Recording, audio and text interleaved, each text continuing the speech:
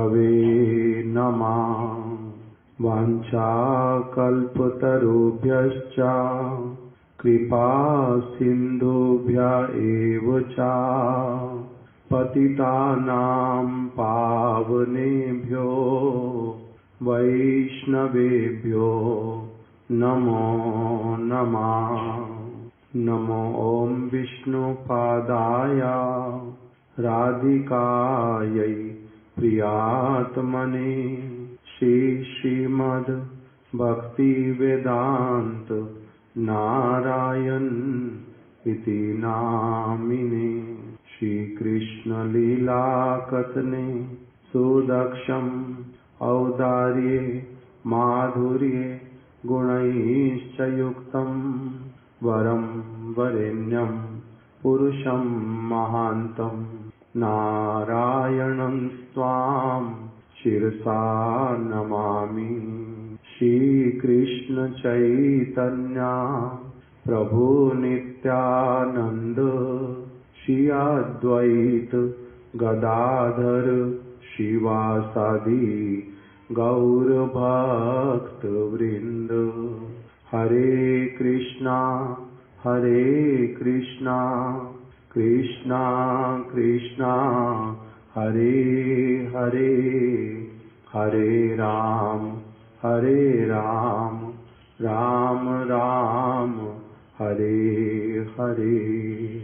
आचार्य केसरी श्री श्रीमद् भक्ति प्रज्ञान केशव गोस्वामी महाराज, इस ग्रंथ में से हम लोग श्रवण कर रहे हैं पांचरात्रिक गुरु परंपरा और भागवत परंपरा। इसी के अंतर्गत सर्वप्रथम शिला गुरुदेव ने कुछ भूमिका हम लोगों को प्रदान की कि श्री गौड़िया वैष्णव संप्रदाय में गुरु परंपरा के संबंध में नए नए प्रश्नों का आविष्कार हो रहा है। कोई तो प्रभुपाद जी ने जो परंपरा लिखी उसी को ही स्वीकार करने के लिए प्रस्तुत नहीं है, उसी में अनेक प्रकार की भूल भ्रांति इत्यादि की धारणा करते हैं।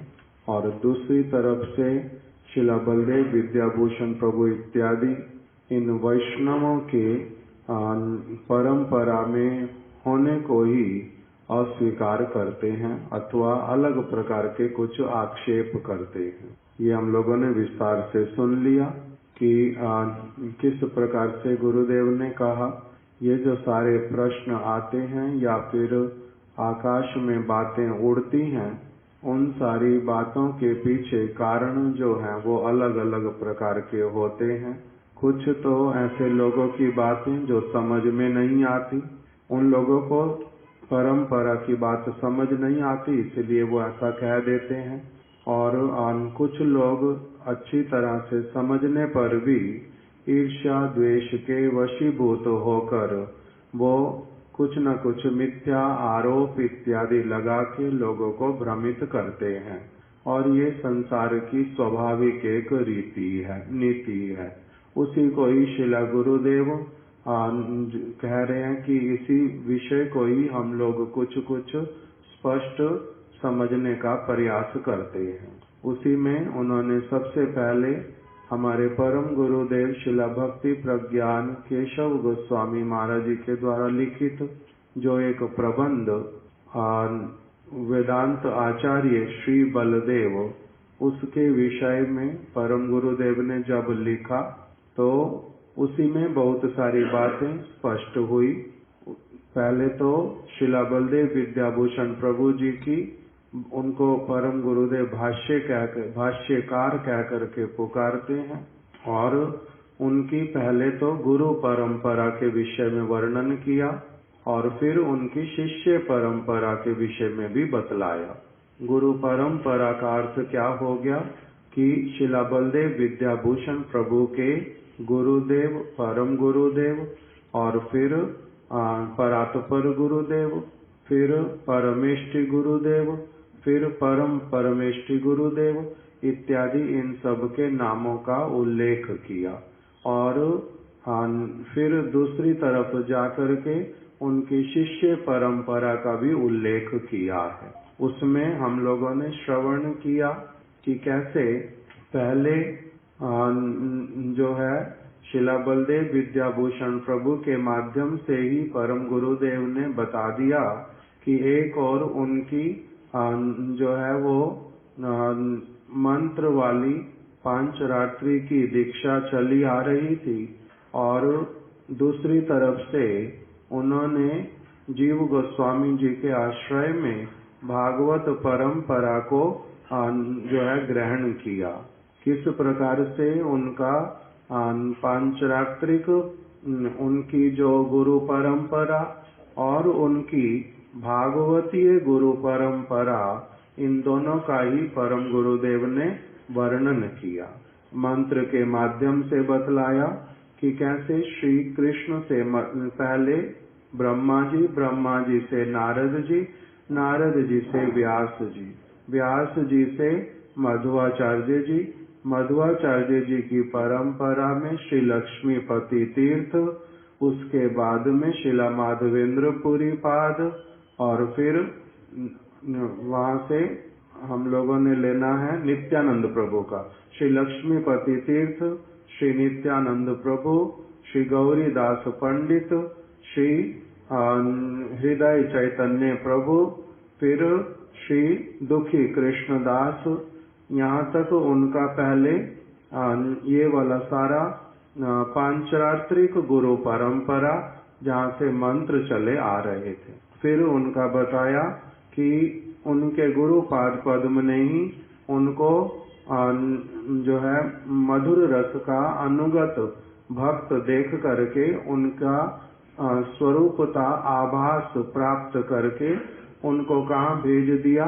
शिला जीव गोस्वामी जी के पास में भेज दिया।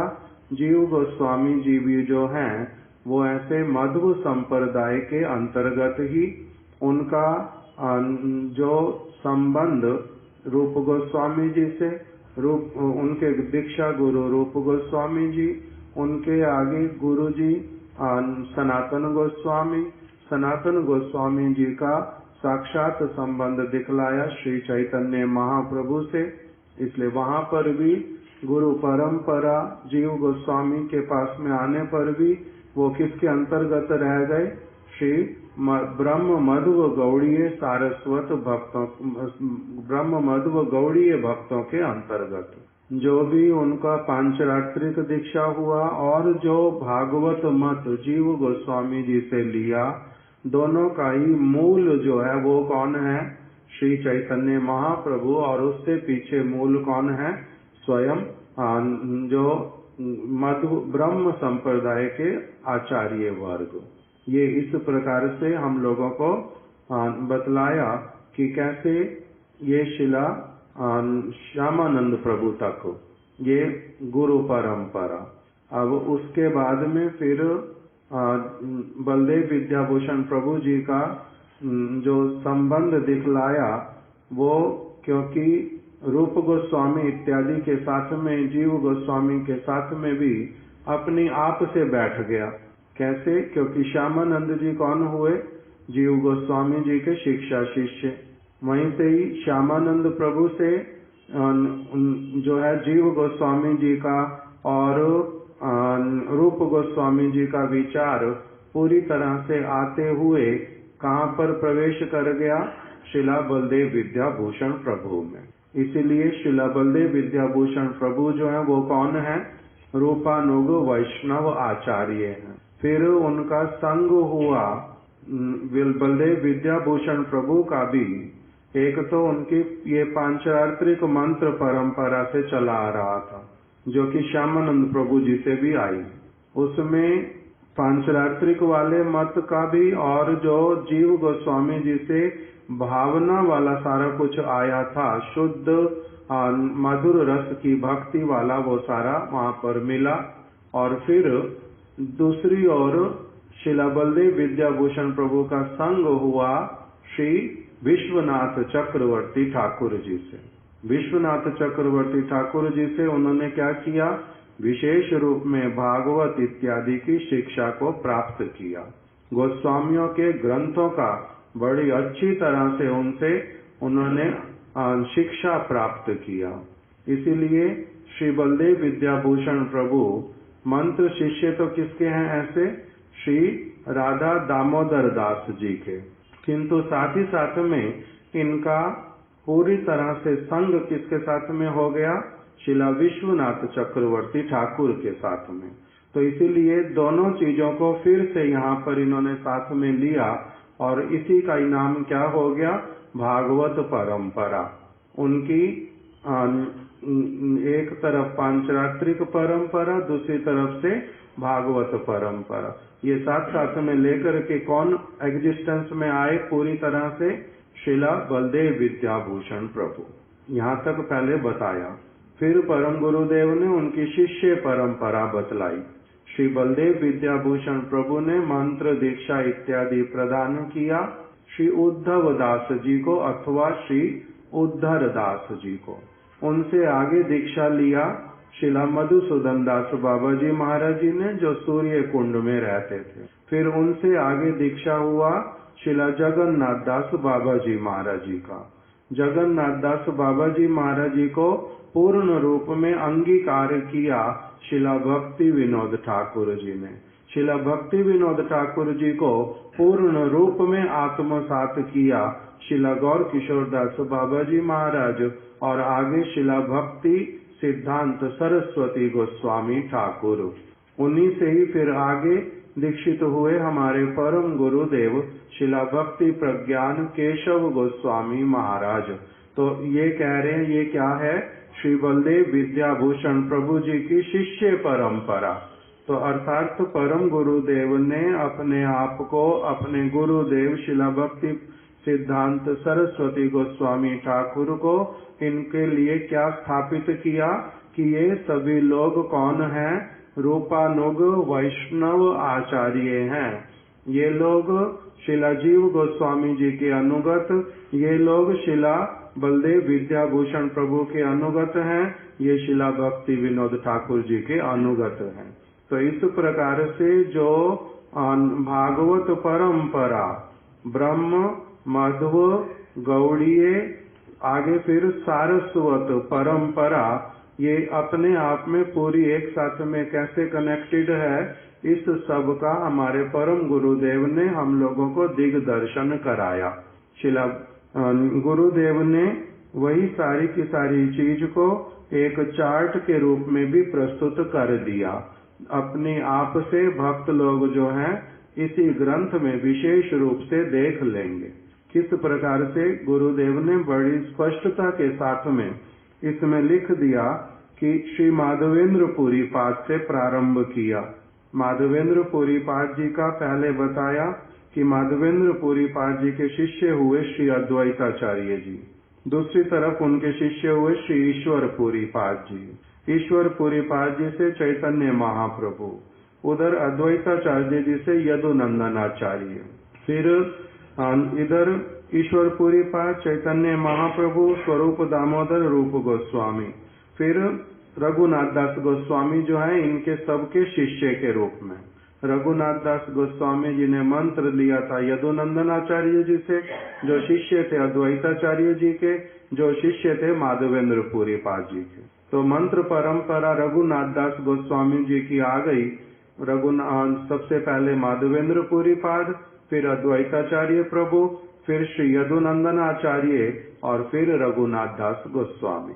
दूसरी ओर रघुनाथ दास गोस्वामी जी ने पूर्ण रूप में संग किया रूप गोस्वामी जी का, स्वरूप दामोदर गोस्वामी का, श्री चैतन्य महाप्रभु का, जो किसके अनुगत हैं? श्री ईश्वर पुरी पाद, आगे श्री माधवेंद्र पुरी पाद। तो इसीलिए पूरी तरह से पहले रघुनाथ दास गोस्वामी का संबंध दिखलाया। फिर हमारे गुरुदेव ने चार्ट बना दिया श्री माधवेंद्र पुरी पाद जी से, फिर से माधवेंद्र पुरी पाद जी के एक शिष्य जिनको नाम दिखा दिया नित्यानंद प्रभु, अथवा उससे आगे नाम दे दें तो श्री लक्ष्मीपति तीर्थ। तो नित्यानंद प्रभु गौरीदास पंडित हृदय चैतन्य, दूसरी तरफ उनसे फिर श्यामानंद प्रभु। दूसरी तरफ दिखा दिया माधवेंद्र पुरी पाद जी से ईश्वर पुरी, श्री चैतन्य महाप्रभु, श्री सनातन गोस्वामी, श्री लोकनाथ गोस्वामी, और फिर उन्हीं से रूप गोस्वामी, जीव गोस्वामी जी से श्यामानंद प्रभु, उनके साथ में वो उनके शिक्षा शिष्य, इसलिए ये परंपरा दिखा दिया। फिर जीव गोस्वामी जी के साथ पास में कितने लोग आकर के पढ़ते थे एक साथ में? जीव गोस्वामी जी के पास 3 लोग एक साथ में विद्या अध्ययन करते थे। उनकी विद्या अध्ययन कराना मतलब साधारण केवल कुछ सिखलाना, ग्रंथ पढ़ाना नहीं, बल्कि भावमयी शिक्षा जो है परंपरा की, उसको प्रदान करना, गोस्वामियों के ग्रंथों का अध्ययन करवाना, उनका संग प्रदान करना, उनकी सेवा में, भावमय सेवा में इनको उन्नत करना। जीव गोस्वामी जी के पास 3 लोग विशेष रूप में रहते थे। कौन कौन? श्री श्यामानंद प्रभु, श्री नरोत्तम दास ठाकुर, श्री निवासाचार्य प्रभु। ये तीनों कौन हैं? श्यामानंद प्रभु का तो हमने बहुत बार अभी सुन लिया, हृदय चैतन्य जी के शिष्य थे, फिर जीव गोस्वामी जी के पास आ गए थे। दुखी कृष्णदास पहले नाम था, राधा रानी की कृपा प्राप्त करके उनका नाम हो गया श्री श्यामानंद। और दूसरी तरफ जीव गोस्वामी जी के पास में रह करके पढ़ते थे, वो जो थे उनका नाम श्री नरोत्तम दास ठाकुर। वो नरोत्तम दास ठाकुर मंत्र शिष्य किसके हैं? श्री लोकनाथ गोस्वामी के। और शिक्षा शिष्य अथवा भजन शिष्य अथवा भाव प्रदान करने वाले, प्राप्त करने वाले शिष्य, ये किसके हैं? जीव गोस्वामी जी के। ये जीव गोस्वामी जी के, नरोत्तम दास ठाकुर।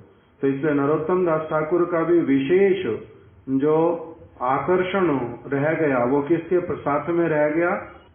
रूप गोस्वामी जी के प्रति। जीव गोस्वामी जी से रूप गोस्वामी के प्रति अगाध श्रद्धा और उनकी विचारधारा, उनका सारा कुछ भाव पूरी तरह से ग्रहण किया। तो इसलिए नरोत्तम दास ठाकुर, श्यामानंद प्रभु, और तीसरे हुए श्री निवासाचार्य प्रभु। श्री निवासाचार्य प्रभु किसके शिष्य थे? मंत्र शिष्य थे शिला गोपाल भट्ट गोस्वामी जी के। और शिक्षा शिष्य किसके हुए? श्री जीव गोस्वामी जी के। तो इसीलिए श्री श्यामानंद प्रभु, श्री नरोत्तम दास ठाकुर और श्री निवासाचार्य प्रभु, ये सभी के सभी लोग कौन हैं? ये हैं रूपानुग वैष्णव आचार्य। ये हैं श्री चैतन्य महाप्रभु के एकांतिक भक्त। इसलिए इनका नाम किसमें आएगा सब समय के लिए? श्री ब्रह्म, श्री लगेगा नहीं, ब्रह्म मध्व गौड़ीय परंपरा में, रूपानुग परंपरा में। पहले नाम परंपरा का क्या हुआ? ब्रह्म संप्रदाय।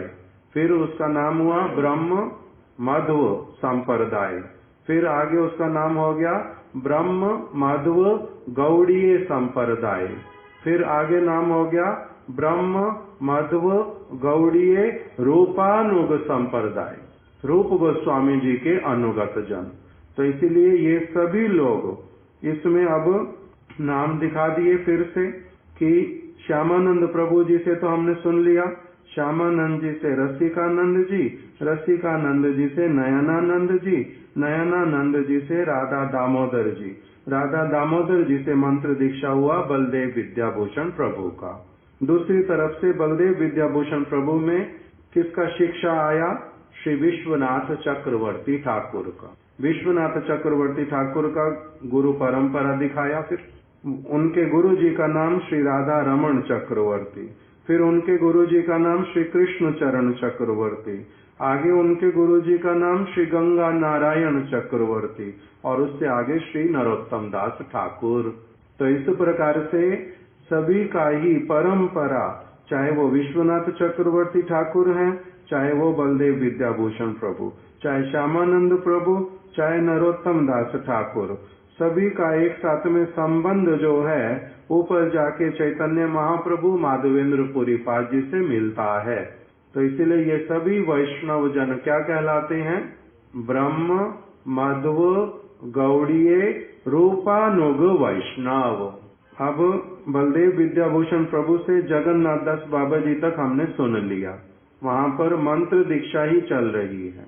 फिर भाव भी अपने आप साथ में आ रहा है, क्योंकि ऊपर वाले जो गुरु वर्ग वो लोग अपने साथ में क्या ला रहे हैं, केवल मंत्र नहीं ला रहे, वो लोग केवल मंत्र प्रदान नहीं कर रहे अपने आश्रित जनों को, मंत्र के साथ साथ में जो समस्त भजन का शिक्षा, भजन की जो उनकी सिद्धि, भजन का जो अनुभव, वो सारा कुछ तो अपने शिष्यों के हृदय में ये लोग संचार करते हैं, वही सारी वस्तु एक साथ में आती है। इसीलिए उसमें भागवत परंपरा, उसी के अंतर्गत क्रोडीभूत जो गुरु परंपरा, वो सारा कुछ एक साथ में क्या करता है, चल करके प्रवाहित तो होकर के आगे बढ़ता है। तो इस प्रकार से जो ये गुरु परंपरा की धारा कैसी है, इसको धारा भी बोलते हैं, संप्रदाय भी बोलते हैं, परंपरा भी बोलते हैं, क्रम भी बोलते हैं, अलग अलग नाम है। हम लोग जब चार धाम में गए, एक बार चार धाम में गए, दूसरी बार केवल बद्रीनाथ में गए, मेरा उस तरफ 2 बारी जाना हुआ। वहां पर जाने पर क्या दिखाई देता है, स्थान स्थान पर अलग अलग नदियां जो है वो मिलती हैं। हिमालय में पीछे बोलते हैं एक साथ में ही इनका उद्गम है। कौन से स्थान को बोलते हैं, क्या है वहां पर, गोमुख नहीं, गोमुख से तो गंगा जी निकल गई, हेमकुंड भी नहीं। जैसे शंकर जी जहाँ रहते हैं कैलाश, वहां के लिए क्या बताया, मानसरोवर है। उसी प्रकार से यहाँ पर हिमालय पर भी एक स्रोत है जहाँ से सारा जल निकलता रहता, अलग अलग धाराएं, कोई यमुना कहलाती हैं, कोई गंगा कहलाती हैं, कोई सरस्वती कहलाती हैं, कोई मंदाकिनी कहलाती हैं, कोई भागीरथी कहलाती हैं। पीछे से स्रोत कैसे वाला है, एक स्थान से चलता है। स्रोत कहाँ से आया, एक ही स्थान से हिमालय से प्रकटित होता, बहुत अथाह स्रोत है। उसके बाद में फिर हम लोगों ने बद्रीनाथ में देखा, वहां पर क्या निकल रही है, अलकनंदा, वहां पर अलकनंदा निकल रही है। और गंगोत्री में गए, वहां पर गोमुख से बोलते हैं चलते जाओ, वहां पर आगे और भी बहुत जा सकते, हम लोग तो गए नहीं, पहाड़ों में चल करके जहां तक संभव था वहां तक गए थे। वहां से गंगा निकलती है, तो अभी एक स्थान से गंगा निकल रही है, एक स्थान से अलकनंदा आ रही है बद्रीनाथ से। फिर बीच में एक स्थान आता है, जब हम लोग वापस लौट के आते हैं तो वहां पर ये अलकनंदा और गंगा मिल रही हैं, बिल्कुल साक्षात सभी लोग दर्शन करते हैं, संगम है वहां पर ना, उसका नाम भी प्रयाग, देव प्रयाग। देव प्रयाग में बड़ा स्पष्ट रूप में ऊपर बस में बैठे बैठे ही दिखलाई देता है कि देखो गंगा जी आ रही हैं, इधर से अलकनंदा आ रही हैं, और दोनों मिल गई। और वहीं पर ही बहुत सारे लोग स्नान इत्यादि भी करते हैं। और वहां से जब आगे चलती है वो स्रोत, दोनों जब मिल गए आगे जब चलते हैं, उनका नाम क्या है, अलकनंदा रह गया ना गंगा रह गया, गंगा बन गया। अलकनंदा कहाँ गई, गंगा के बीच में ही मिल गई। गंगा नाम क्यों रह गया, अलकनंदा क्यों नहीं कहते उसको, गंगा ही नाम क्यों रह गया, अलकनंदा क्यों नहीं कहते ना, अलकनंदा नाम क्यों वहां पर हट गया, वहां पर गंगा क्यों रह गया। फाइनल डेस्टिनेशन का मतलब, गौड़िया मत बोलो, गंगा और अलकनंदा की बात आ रही, गौड़िया बोल रहे, रूपन है तेरे की, इस बात जो पूछ रहा हूँ वो बताओ। मैं भगवान का गौड़िया फोड़िया कुछ नहीं जानता हूँ, सिर्फ गंगा अलकनंदा जानता हूँ, उसी की बात बताओ। अलकनंदा क्यों नाम नहीं कह रहे आगे, गंगा क्यों कह रहे। भगवान के चरण भगवान मानता ही नहीं हूँ, न चरण मानता हूँ, किस लिए प्रमुखता है। गंगा का स्रोत बहुत प्रबल है, बहुत बड़ा है, अलकनंदा का स्रोत उसके सामने आधा है, आधे से भी आधा है, इसीलिए वो उसी के बीच में आकर के जल पूरा ही मिश्रित होने पर भी क्या कहलाता है, गंगा, इसलिए गंगा हो गया। ठीक है, प्रबलता दिखलाई दे रही है। उसके बाद में उस जल का, गंगा के जल का और अलकनंदा के जल का जब प्रॉपर्टीज देखते हैं तो अलकनंदा के जल की सारी प्रॉपर्टीज मिल जाती हैं किसमें, गंगा के जल में।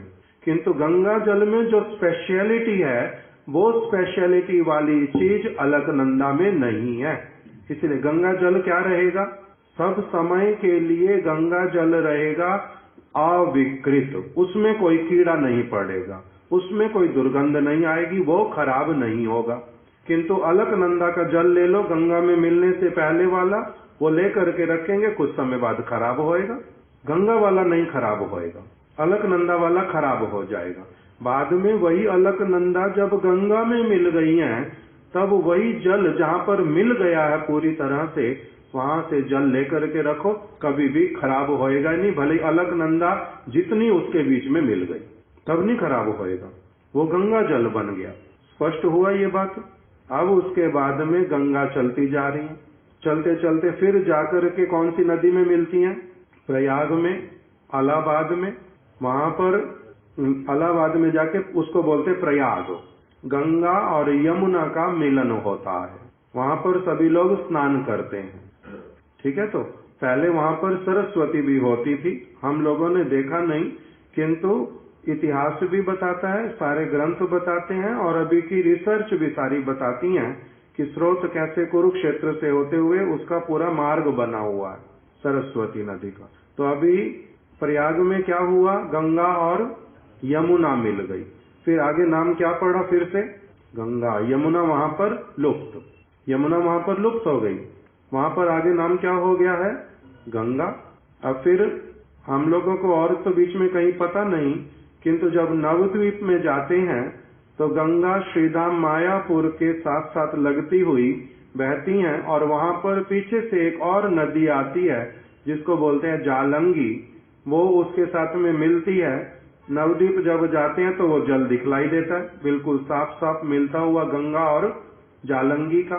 जालंगी का जल अलग से ले लो, रखो, वो खराब हो जाएगा।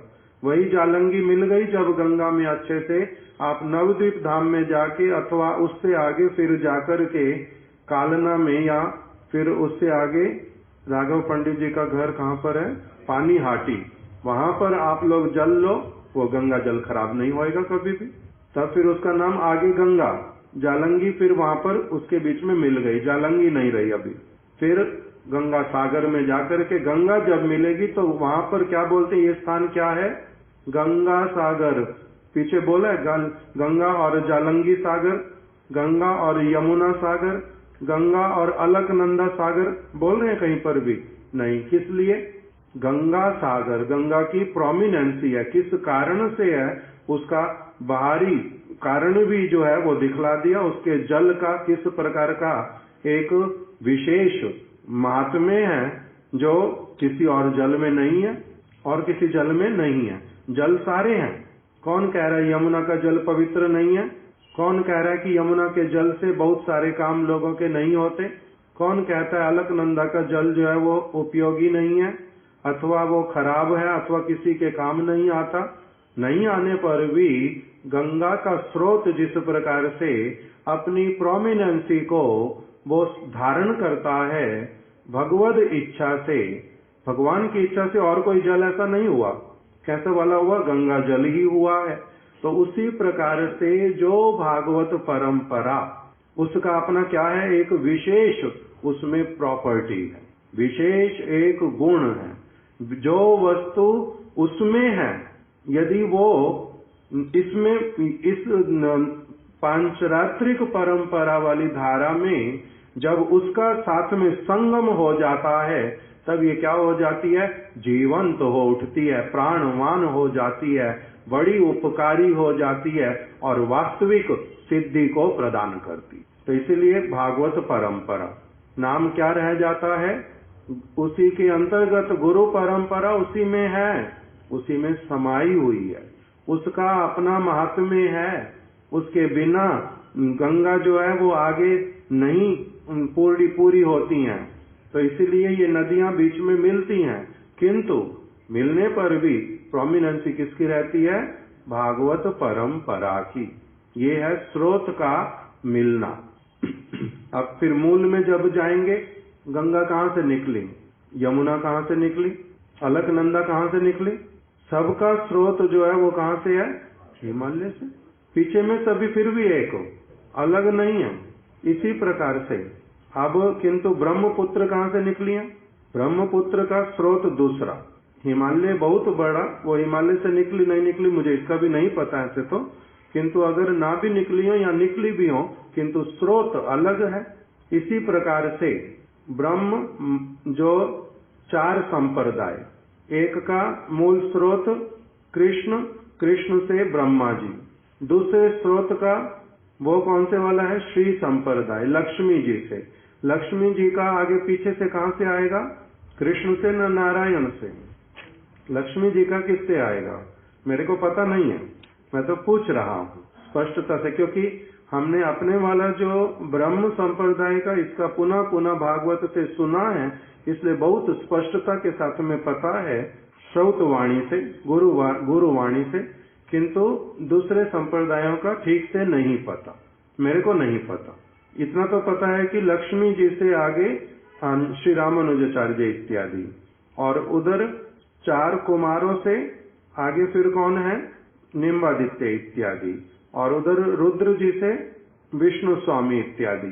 तो जो भी है उनके पीछे का स्रोत कुछ और हो सकता, किंतु जो ये परंपरा दिखला रहे हैं हमारे गुरुदेव, परम गुरुदेव, ये इसका स्रोत पूर्ण रूप में मूल से लेकर के प्रभुपाद जी तक पूरा स्रोत कैसे वाला है, ये अक्षुण बोलते हैं इसको, अक्षुण स्रोत, स्तोत्र, अक्षुण स्रोत, अक्षुण धारा, अक्षुण संप्रदाय। अक्षुण मतलब जिसमें कहीं पर बीच में कोई वो कनेक्शन मिसिंग नहीं है, कनेक्शन मिसिंग नहीं है, कंटिन्यूअस तैल धारावत, एक के पश्चात एक, जैसे गंगा की एक एक बूंद ऊपर से लेकर के जहां से प्रकटित हो रही है और जहां तक गंगा सागर तक गई, सारी बूंद एक के साथ एक के साथ एक के साथ एक पूरी जुड़ी हुई हैं, अलग नहीं है।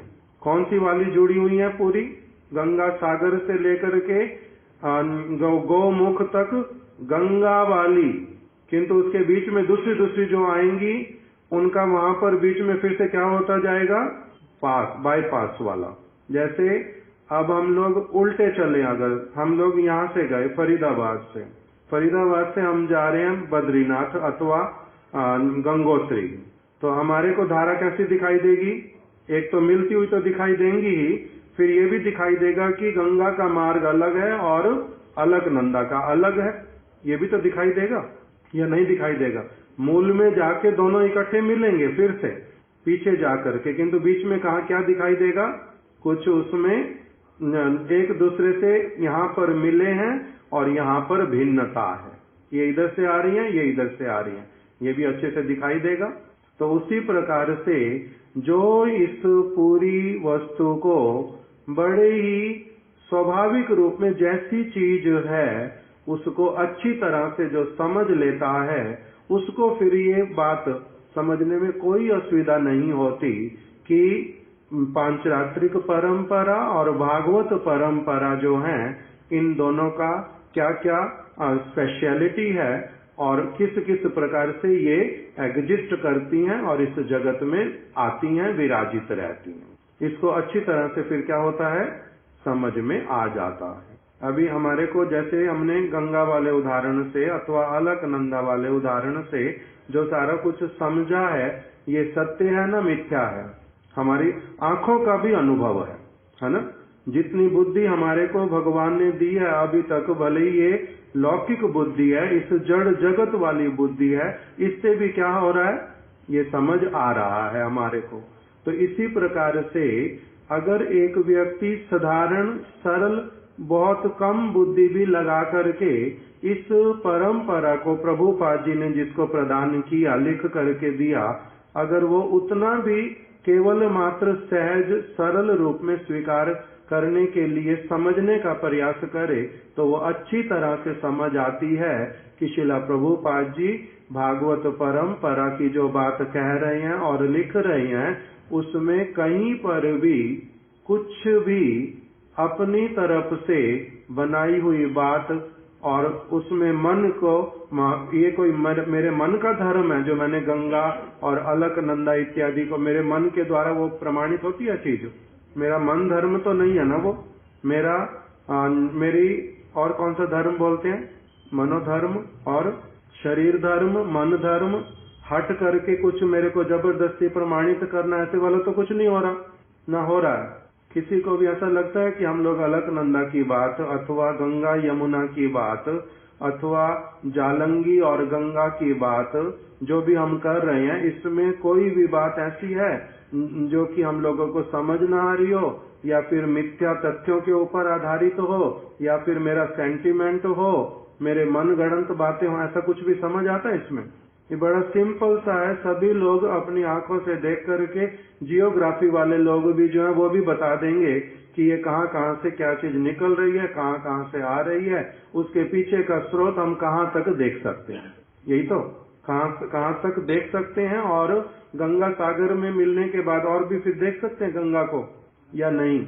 वहां पर गंगा सागर को गंगा क्यों नहीं बोल दिया? समुद्र क्यों नहीं गंगा बना? जो अलकनंदा का जल था वो गंगा बन गया, जो यमुना का जल था वो गंगा बन गया, जो जालंगी का जल था वो भी गंगा बन गया। अभी गंगा जब समुद्र में जाकर के मिली तो वो समुद्र बन गई। वहां पर नहीं कहा कि समुद्र गंगा बन गया। किस लिए? क्योंकि गंगा का ये स्रोत है, वो क्या दिखाई देता है? भंडार किसी चीज का, वो अलग चीज है। तो इसलिए जो धारा एक व्यक्ति को कहां से कहां तक लेकर के जाएगी, भगवान के पाद पद्मों तक पहुंचा देती है। इसलिए ये सारी चीजों का जहां तक हम लोगों को समझ आता है, इस अपनी प्राकृत बुद्धि के द्वारा। अभी तो अप्राकृत चीज तो उन्होंने इसमें कुछ बतलाई भी नहीं है। अभी इसको तो केवल क्या बताया है, बाहर के केवल ऐतिहासिक तथ्यों के द्वारा ही बतला रहे हैं कि ये परंपरा किस प्रकार से जो है वो आगे बढ़ती है।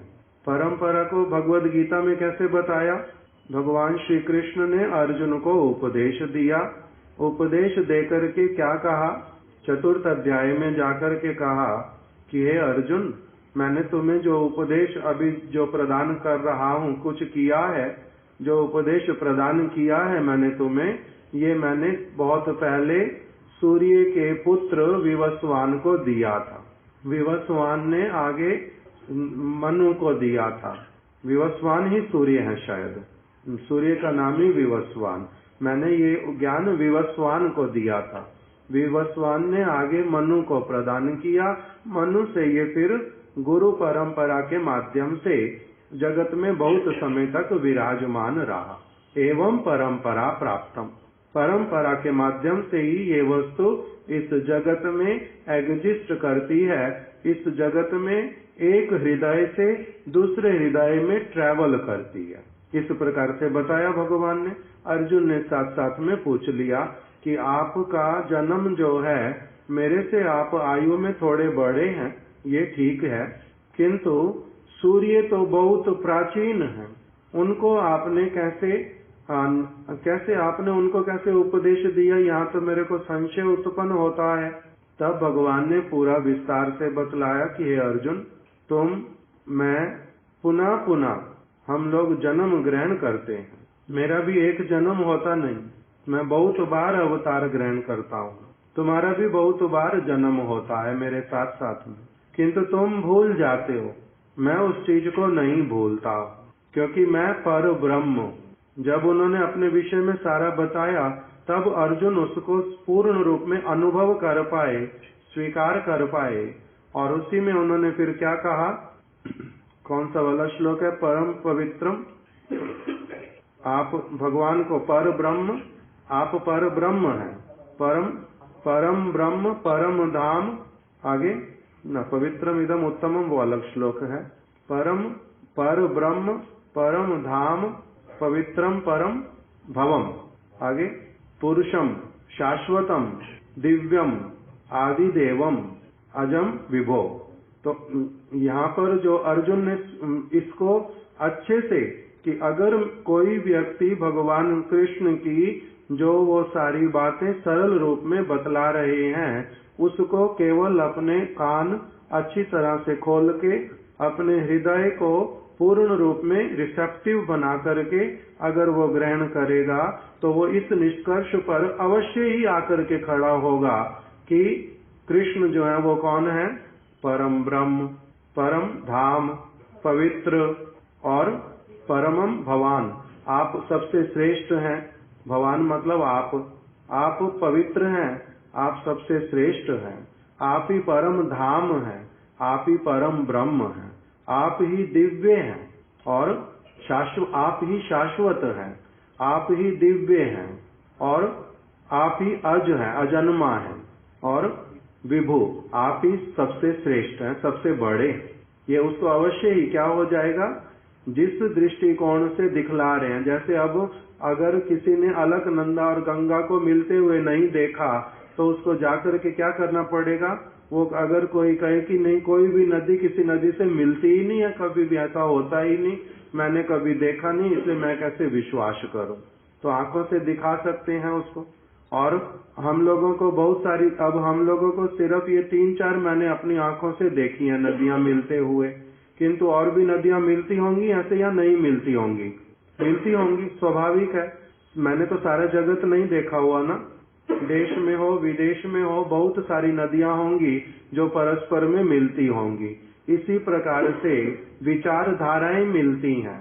श्री संप्रदाय की उनके अपने ऐसे ही मूल स्रोत भी हैं, उससे अलग अलग धाराएं भी निकलती हैं, फिर अलग अलग कहीं कहीं जाकर के मिलती भी हैं और फिर आगे बढ़ती भी रहती हैं। तो इसी प्रकार से ये वस्तु समझाने का हमारे परम गुरुदेव ने हमारे को पूरी तरह से प्रयास किया कि जो इन सारी वस्तुओं को, इसलिए परम गुरुदेव ने बोला कि जो लोग इस प्रकार की बात को नहीं मानते हैं वो लोग निश्चय भ्रांत हैं। अब कोई अगर यही कहना शुरू करे कि मैं नहीं मानता अलकनंदा और गंगा मिलती है, ऐसे मैं नहीं मानता कि फिर उनका नाम गंगा हो जाता है, मैं अलकनंदा ही मानूंगा, मैं अलकनंदा की प्रोमिनेंसी मानूंगा, मैं नहीं मानता गंगा की प्रोमिनेंसी है, तो उस व्यक्ति को क्या कहा जाएगा? भ्रांत। इसी को भ्रांत कह रहे हैं कि ये भ्रांत है व्यक्ति। फिर अपनी आप ही स्वाभाविक रूप में सरल बात जो समझाई जा रही उसको ही नहीं समझ पाता, तो इसको क्या कहना पड़ेगा? ये कौन है? भ्रांत है, इसकी मति भ्रांत है, अथवा ये पागल है, या तो कुछ भी समझता नहीं है, अथवा भ्रांत नहीं होने पर अपनी जिद पकड़ी बैठा है, मैंने तो अलकनंदा ही कहना है इसको, मैंने तो नहीं कहना ये गंगा है, मैंने तो नहीं कहना ये दोनों मिलती हैं, मैंने तो नहीं कहना कि इस तरह से भी धारा आगे बहती है, मैंने तो कहना है कि इसमें कहीं ना कहीं कुछ गड़बड़ है।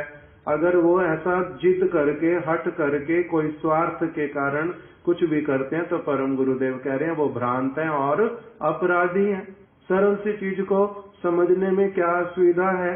शिष्य जिसने बलदेव विद्याभूषण प्रभु हैं या फिर श्यामानंद प्रभु हैं या नरोत्तम दास ठाकुर हैं, ये अपनी आप से बोल रहे हैं कि हम लोगों को बहुत कुछ प्राप्त हुआ। किससे?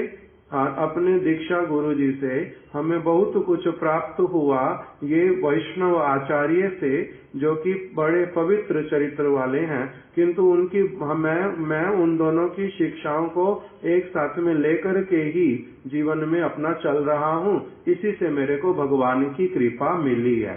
तुम्हें भी आगे ये कृपा इसी तरह से मिलेगी। तुम इन दोनों में से किसी का भी अनादर नहीं करना। शिक्षा गुरु, दीक्षा गुरु, इनमें कभी भेद नहीं करते और इनकी वैशिष्ट्य को समझते हैं और इन दोनों के प्रति कभी अवज्ञा करने से अपराध होता है। जो इतनी सरल सरल बातें समझा रहे हैं, अगर मैं उसको किसी जिद के कारण नहीं समझूं तो क्या होगा? मैं भ्रांत कहलाऊंगा वास्तविक रूप में और मेरा नाम क्या होगा? अपराधी होगा। और दूसरा परम गुरुदेव ने बताया कि वो व्यक्ति फिर उन्नत उज्ज्वल रस अर्थात वास्तविक भगवद कृपा, वास्तविक गुरु कृपा वो थोड़ा ना प्राप्त कर पाएगा। फिर गुरुदेव कुछ कह रहे हैं, उन्होंने किसी चीज को गुरुत्व दिया, किसी को एक साथ में एक जैसा मान रहे हैं और शिष्य बन करके मैं आगे कह रहा हूँ नहीं नहीं ये ऐसा मैं नहीं मानने वाला, तो मैं तो शिष्य ही नहीं रहा ना, मेरी अपनी गिनती किसमें हो गई? अप संप्रदाय में। इसलिए परम गुरुदेव ने बोला उनका गिनती किसमें हो जाएगा? या तो जो तोता राम जी ने 13 संप्रदाय कहे उनके अंतर्गत ऐसे लोग आ जाएंगे, अथवा इनका 14वां कोई एक नया नाम होगा। इस प्रकार से परम गुरुदेव ने बतलाया। क्यों बतला रहे हैं कि ये बड़ी सहज रूप सहज चीज को शिला प्रभुपाद जी ने उनको कोई स्वार्थ नहीं है इस प्रकार की परंपरा लिख करके। उसमें जो अगर प्रभुपाद जी केवल मंत्र दीक्षा वाली बात बतलाएं, भजन शिक्षा वाली बात ना बतलाएं, तब उल्टा उनका क्या हो जाएगा, आगे लोगों को चीट करना हो जाएगा। आगे उनको शुद्ध वैष्णवों की लिस्ट उनके लिए उन्होंने छोटी कर दी। इसका मतलब यहाँ तो उल्टा प्रभुपाद जी ने क्या किया हमारे लिए कि जो जो शुद्ध वैष्णव गण, उन सब को ही हम लोगों उनकी सबका चरित्र, उनके नाम, उनकी शिक्षा, उनका सारा कुछ मेरे लिए परम पवित्र मंगलकारी है। इनमें से कोई भी व्यक्ति जिनके नाम दिए, ये लोग वंचक नहीं है, ये लोग चीटर नहीं है, ये लोग गलत चीज को धारण करने वाले, गलत चीज को आगे किसी को देने वाले, ग्रहण करने वाले, ये लोग ऐसे वाले नहीं हैं। इसलिए उनका किस प्रकार का परम पवित्र चरित्र है, उस सारी चीज को एस्टैब्लिश करने के लिए ही कि उनका जो दृष्टिकोण, उनका जो भावना, ये जगत वाला मन गढ़ंत कोई थोपने वाली चीज नहीं, बल्कि उन्होंने परम सत्य को ही इस जगत में प्रकटित करके रखा है। अब हम लोग अर्जुन का नाम हमारी गुरु परंपरा में कहाँ आता है बताओ तो? आता है कहीं पर अर्जुन का नाम हमारी गुरु परंपरा में? कहीं पर हमारी गुरु परंपरा में अम्बरीश महाराज जी का नाम आता है? कहाँ पर प्रहलाद महाराज जी का नाम है? किंतु ये वैष्णव परम पवित्र हैं या नहीं है, भगवान के प्रिय हैं या नहीं है, इनके चरित्र में से बहुत कुछ सीखने का है या नहीं है, उनके उपदेश क्या बकवास हैं, इनके उपदेश कैसे वाले हैं। सब जो भी उसके संपर्क में आए, जो भी ग्रहण करे, उसका जीवन जो है बड़ा उन्नत गठित होता जाएगा, उसका जीवन कृतार्थ होता जाएगा। तो इसीलिए बहुत सारे ऐसे वैष्णवगण जिनको हम लोग क्या, अगर इस प्रकार से प्रभुपाद जी इन सबको भागवत परंपरा, गुरु परंपरा, इनका स्पेशलिटी और इनका मूल स्रोत एक ही है। यदि अब हम लोग, हमारे गुरुदेव ने श्री रामानुजाचार्य जी की जीवनी, शिला निम्बार्काचार्य जी की जीवनी और श्री विष्णु स्वामी जी की जीवनी, उनकी जीवनी को भी लिख करके रखा, उनको भी लिख करके रखा, उनके भी उपदेश हमारी भागवत परंपरा में, भागवत पत्रिका में लिख करके रखा। श्री रामानुजाचार्य जी के उपदेश हम लोगों ने एक बार मथुरा में उसको पाठ किया था, सारे उनके उपदेशों को। उसमें वो उपदेश दे रहे हैं कि प्रातः काल बिस्तर से उठने से लेकर के आपके जब तक आपने स्नान इत्यादि नहीं किया, तब तक आप निरंतर वैष्णवों के नामों का उच्चारण करते हुए जाओ। इस प्रकार का अपना नियम बनाओ। किसी भी मंदिर में वहाँ पर ऊपर भगवान विष्णु का चक्र देखने पर उस मंदिर को विष्णु मंदिर जान करके अवश्य ही प्रणाम करो, प्रणत हो जाओ। भगवान के भक्तों को भगवान से भी अधिक अपना आराध्य स्वीकार करके चलो। जो ये उपदेश है, ये सभी के उपदेश, सभी संप्रदायों के उपदेश, महाप्रभु भी यही उपदेश लेते हैं और दे रहे हैं हमारे को आगे। श्री मध्वाचार्य जी के विशेष उपदेश में एक स्मरण रह गया, जो वो क्या कह रहे हैं, वो कह रहे हैं कि कोई अगर मातृगमन करता है, उसका पाप हुआ बहुत बड़ा। मातृगमन मतलब अपनी माता को ही उसने क्या कर दिया, ऐसा दुष्ट चरित्र पुत्र निकला, अपनी माता के साथ में उनके साथ जबरदस्ती शारीरिक संबंध बनाया। इसको बोलते हैं मातृगमनकारी। ऐसे वाला जो महापापी, कह रहे हैं ये पापी जो है, इस पाप का प्रायश्चित शास्त्र में लिखा है, मातृगमनकारी वाले का। फिर शास्त्र में लिखा है कि यदि कोई व्यक्ति ब्रह्म हत्या, ब्राह्मण की हत्या कर देता है, ब्राह्मण मतलब वहाँ पर कह रहे हैं कि वास्तविक कोई परम शुद्ध भक्त, अगर उसको वो हत्या कर देता है, अपमान कर देता है, उसके ऊपर मिथ्या कुछ लांछन लगा देता है, यद्यपि ये घोर पाप है, किंतु तब भी इसका भी प्रायश्चित है पड़ा, शास्त्र में प्रायश्चित बताया है इसका। फिर बोल रहे यदि किसी ने गाय का हत्या कर दिया, गाय को मार डाला, गो वध का भी प्रायश्चित है पड़ा, शास्त्र में लिखा है। किंतु यदि किसी व्यक्ति ने एकादशी नहीं की, एकादशी का व्रत उसने छोड़ दिया, अथवा ध्यान नहीं दिया, भूल गया, एकादशी पालन करना हुआ नहीं, तो कह रहे उसका प्रायश्चित किसी भी शास्त्र में कहीं पर भी नहीं है। कुछ लोग बोलते हैं आज एकादशी गलती से छूट गई, मैं कल कर लेता हूँ, अगले दिन कर लेता हूँ, मेरा एकादशी हो जाएगा। तो कहते नहीं, जो छूट गया वो छूट गया, दोबारा नहीं हो सकता। अब ये वाला उपदेश श्री मध्वाचार्य जी का श्री संप्रदाय वाले भी, विष्णु संप्रदाय वाले भी, सभी लोग ही ग्रहण करते हैं। क्यों? क्योंकि वो किसका उपदेश है? महत्व पुरुष का उपदेश है। वो संप्रदाय से ऊपर हैं, भले हम तो उनको कह रहे हैं कि ये ब्रह्म संप्रदाय के अंतर्गत हैं, किंतु ब्रह्म संप्रदाय में दीक्षित शिक्षित उसी की सारी बातें करने पर भी वो चारों संप्रदाय में से किसी के भी शत्रु हैं, किसी के भी अहित को चाहते हैं, किसी को अपने से नीचा रखना चाहते, अपने को ऊपर करना चाहते, अपने संप्रदाय को बढ़ाऊंगा, दूसरे को नीचा करूंगा, ऐसे वाली कुप्रवृत्तियां इनमें भी अगर होने लगी तब फिर जो धर्म है वो कहाँ रहेगा? और जो सत्य रूप में ऐसे किसी महत्व पुरुष का चरण आश्रय करेंगे, उनका तो कहना पड़ेगा उनके गुरुदेव कैसे वाले हैं। उनके गुरुदेव बहुत सीमित चित्त वृत्ति वाले हैं, उदार नहीं है। अभी वो बहुत बड़े भगवान के गुणों से विभूषित नहीं। भगवान तो अनंत है, भगवान के ही सभी जीव हैं, भगवान का सबसे प्रेम है। कौन से अवतार में, कौन सी लीला में उनका कौन सा जीवात्मा जो है सेवा करता है, उनको तो सभी प्रिय है, तो कौन है उनका जो अप्रिय होगा? तो इसीलिए ऐसे जो गुरु वर्ग, ये लोग कैसे हैं? ये लोग भगवान की भांति उदार चरित्र वाले हैं, परम पवित्र हैं। इनके द्वारा कही गई कोई भी बात भ्रम प्रमाद विप्रलिप्सा कर्ण पाठव इन सब से अलग होती है। तो इसीलिए कि जिसका वहां तक इतना उन्नत, जिसका अप्रोच नहीं है, वो फिर क्या कहते हैं? इस परंपरा में ये भूल, उस परंपरा में ये भूल, यहाँ पर ये कनेक्शन नहीं।